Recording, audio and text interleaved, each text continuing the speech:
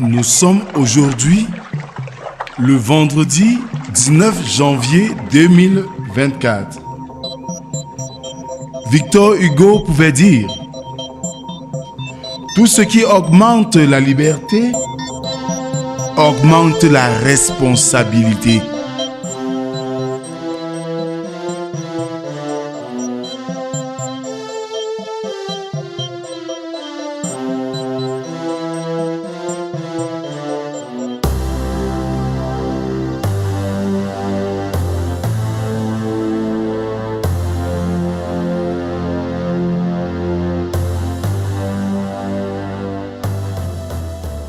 Bien-aimés dans le Seigneur, nous sommes à notre rendez-vous quotidien de méditation.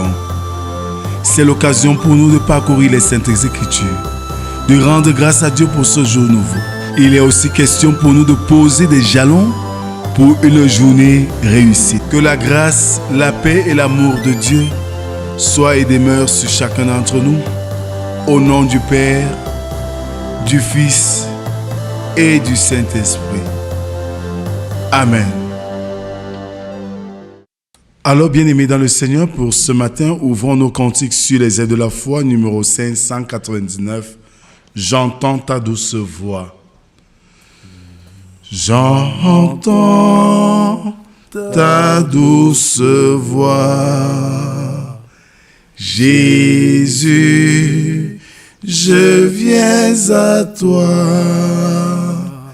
Je viens, ô Sauveur, lave-moi dans le sang de ta croix. Jésus, roi des rois, qui mourut pour moi. Je veux mourir avec toi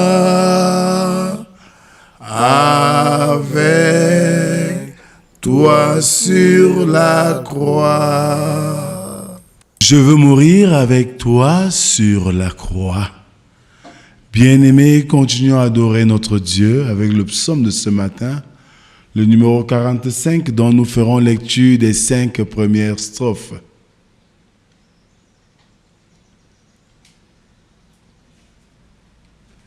Des paroles pleines de charme bouillonnent dans mon cœur.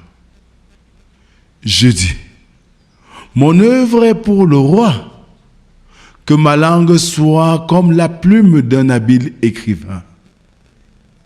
Tu es le plus beau des fils de l'homme. La grâce est répandue sur tes lèvres. C'est pourquoi Dieu t'a béni pour toujours. Vaillant guerrier, ceins ton épée, ta parure et ta gloire. Oui, ta gloire. Sois vainqueur, monte sur ton char.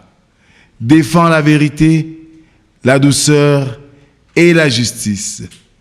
Et que ta droite se signale par de merveilleux exploits. Tes flèches sont aiguës. Des peuples tomberont sous toi. Elles perceront le cœur des ennemis du roi. Amen. Je nous invite à la prière. Merci Seigneur pour cette grâce renouvelée à chacun et chacune de nous en ce dernier jour ouvrable de la semaine. Nous nous rassemblons devant toi pour sonder tes saintes écritures, pour écouter ce que tu as à nous dire, pour nous mettre à ta suite. Viens Seigneur. Parle, nous t'écoutons. Amen. Ce matin, nous méditons dans le livre de 1 Timothée chapitre 3, du verset 1 au verset 13. 1 Timothée 3, 1 à 13. Là, il est écrit: cette parole est certaine. Si quelqu'un aspire à la charge d'évêque, il désire une œuvre excellente. Il faut donc que l'évêque soit irréprochable, mari d'une seule femme, sobre, modéré, réglé dans sa conduite, hospitalier, propre à l'enseignement. Il faut qu'il ne soit ni adonné au vin, ni violent, mais indulgent, pacifique, désintéressé. Il faut qu'il dirige bien sa propre maison et qu'il tienne ses enfants dans la soumission et dans une parfaite honnêteté.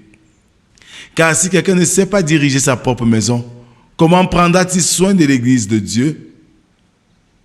Il ne faut pas qu'il soit un nouveau converti, de peur qu'enflé d'orgueil, il ne tombe sous le jugement du diable. Il faut aussi qu'il reçoive un bon témoignage de ceux du dehors, afin de ne pas tomber dans l'opprobre et dans les pièges du diable. Les diacres aussi doivent être honnêtes, éloignés de la duplicité, des excès du vin, d'un gain sordide, conservant le mystère de la foi dans une conscience pure. Qu'on les éprouve d'abord et qu'ils exercent ensuite leur ministère. S'ils sont sans reproche, les femmes, de même, doivent être honnêtes, non médisantes, sobres, fidèles en toutes choses. Les diacres doivent être maris d'une seule femme et diriger bien leurs enfants et leur propre maison. Car ceux qui remplissent convenablement leur ministère s'acquièrent un rang honorable et une grande assurance dans la foi en Jésus-Christ. Amen.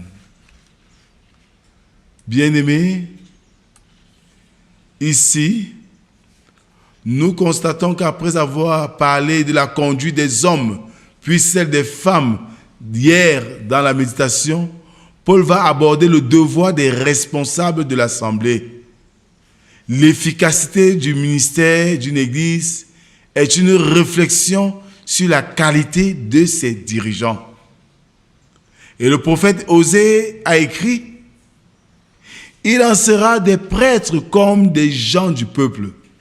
Il voulait ainsi dire par là que ces deux catégories de gens sont aussi spirituelles ou décadentes l'une que l'autre. Elles vont dans le même sens. Il est vrai qu'en général, le niveau moral du peuple ne s'élève pas au-dessus de celui de ses leaders. Dans le cadre de l'Église, il est primordial pour sa bonne marche que ceux qui la dirigent soient d'un haut calibre, spirituel, moral, car ils sont appelés à donner l'exemple par leur attitude et comportement dans tous les aspects de leur vie. C'est tellement important pour l'apôtre qu'il donne à 2 reprises, une fois à Timothée et une fois à Tite, la liste des qualifications exigées d'un ancien et d'un diacre. À cela, Jésus a dit à ses disciples, « Le disciple n'est pas plus grand que son maître, mais tout disciple bien formé sera comme son maître. » Luc 6, verset 40. Alors, ici, Paul dit, celui qui aspire à être un dirigeant dans l'Église désire une belle tâche. C'est un bon choix. Et il ajoute que cette parole est certaine, ce qui veut dire qu'elle est sûre, vraie, digne de confiance. Quel est ton choix? Moi, j'ai choisi servir Dieu. Et toi? Que le Seigneur bénisse en nous l'écoute de sa parole et qu'il nous aide à la mettre en pratique. Amen. Merci Seigneur pour ce message que tu nous donnes ce matin, nous invitant ainsi à exprimer notre choix véritable, pas automatiquement en étant en plein temps, mais toute action qui converge dans le sens de contribuer à l'œuvre de Dieu est un engagement pour l'œuvre de Dieu. Merci Seigneur, parce que par ces paroles, tu nous donnes encore de revoir la qualité de notre engagement. Merci pour cette semaine qui arrive à son terme. Merci pour les défis que nous avons bravés avec toi. Nous te présentons ce week-end avec tous nos programmes multiformes. Sois avec nous, Seigneur. Sois avec nos familles. Sois avec ceux-là qui sont dans la détresse et qui cherchent un appui. Sois, Seigneur, le consolateur des familles endeuillées. Sois, Seigneur, le recours des malades et ceux-là qui sont égarés et qui te cherchent. C'est au nom de Jésus-Christ, ton Fils, que nous t'avons ainsi prié, lui qui nous a appris à te dire: Notre Père qui es aux cieux, que ton nom soit sanctifié, que ton règne vienne, que ta volonté soit faite sur la terre comme au ciel. Donne-nous aujourd'hui notre pain de ce jour. Pardonne nos offenses, comme nous pardonnons aussi à ceux qui nous ont offensés. Ne nous soumets pas en tentation, mais délivre-nous du mal.